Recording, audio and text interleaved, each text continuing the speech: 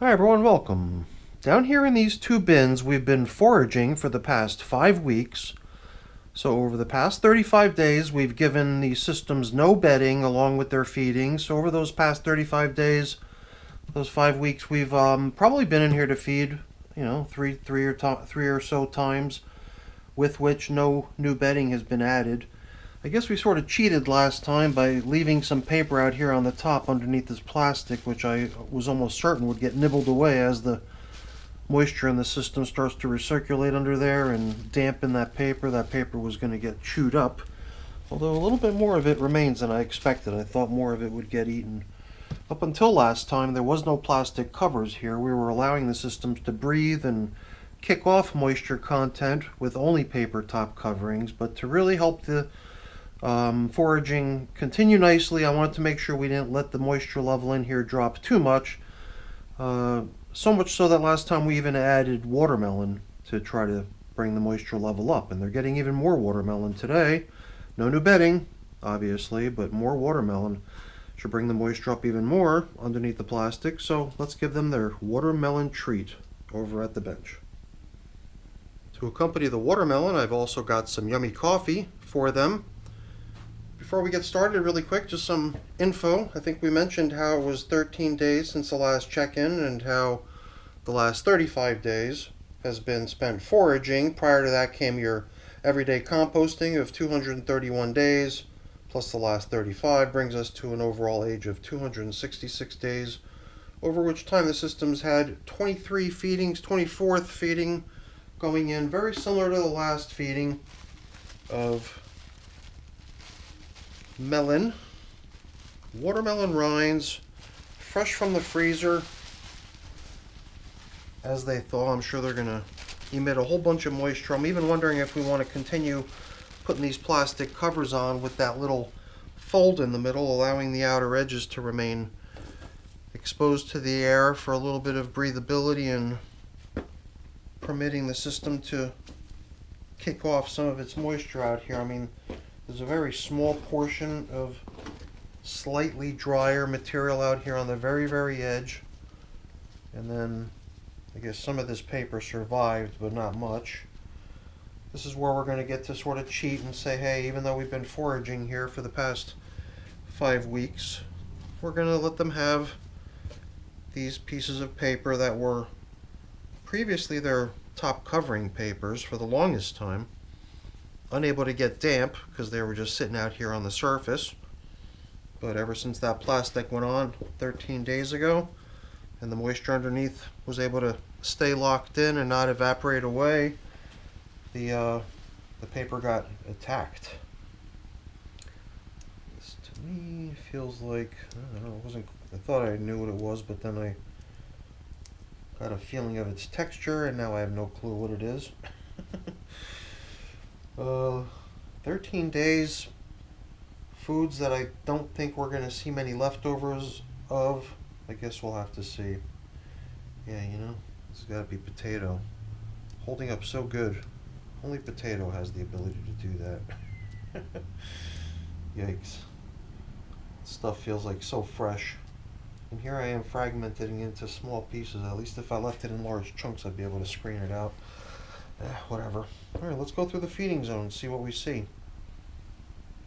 Not the sort of feeding that I would expect to find many leftovers of, is what they got last time. So if they came in and gobbled up all that was in here, all the goodies, and then realized there was no more, perhaps they've already come and gone down the middle.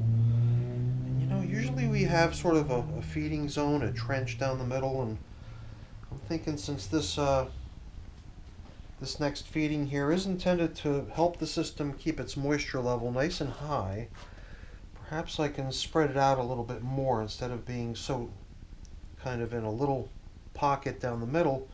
I thought maybe if I could spread the foods out a little bit more to allow moisture from the foods get into more of the system, and then like I said earlier, possibly putting the plastic on in such a way at the end that it covers more. I don't know. I like the idea of trying it that way. Alright, we're just going to do sort of a similar thing we did over there in bin number 1. We got to look around, got to aerate everything a little bit. Guess blend in a little bit of that dry stuff that was left out here on the surface along the far edge. Combine it with some of the more damp stuff nearby.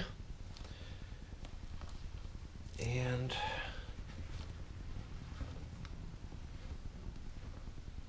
get to check out the worms, obviously. The best part of it all. Definitely feels like cheating to have a large quantity of bedding-like material just sitting there on the side waiting to be included as part of today's feeding, or not to be included because it's been in here for so long anyway in a different function. But I'm okay sort of cheating a little bit here and there just to sneak in a little bit of carbon-rich type bedding-ish type materials here and there, even when a system's been foraging,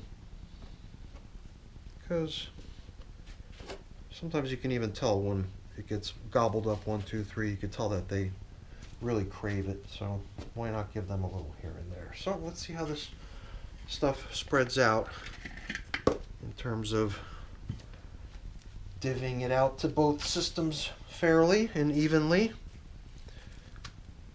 Some of these chunks are definitely frozen together, but not too bad. Easy enough to just scatter. It's kind of nice having the moisture locked up in these little food pellets that you can kind of scatter about. And there's still a good bit of yummy fruit left on these melon rinds. I don't know. Feels like we could probably throw a couple extra over here. And I like the way this is kind of spread out now, bringing moisture not just down into a single spot, down into the feeding zone, right down the middle, like we would normally do it, but kind of distributing that moisture even more, I guess, widespread throughout the system. And now putting the top cover back on, that's just going to be getting the bubble wrap situated. I did kind of think about maybe coming back in. I've got a couple pieces of this paper here, adding it as a top covering, but then I ultimately know that my only reason for that is that I'm trying to like bypass the no bedding rule since we're foraging here, because I know that eventually it's going to soak and turn into worm food and bedding anyway, so that's probably the main reason I'm not allowing it. Who knows? Perhaps in the future we will. But I think they're going to enjoy that. I think they're going to like coming out here to the surface and find all these juicy bits of yummy fruit, spilling out all of its fluids and moisture into the surrounding materials. This is going to be a worm party for sure. Alright, I got a couple things to take care of getting cleaned up and put away. I'm not going to keep you around for that. That's boring. Before I go there really quick, let me just say thank you. Thank you so much for watching. Hopefully you enjoyed the video. If you did, as always, please don't forget to leave me a quick thumbs up before you go. That's always really appreciated. If you haven't done so already, please also consider subscribing to the channel. That's very much appreciated as well. Alright, everyone, have a great day. Thanks for watching. Bye.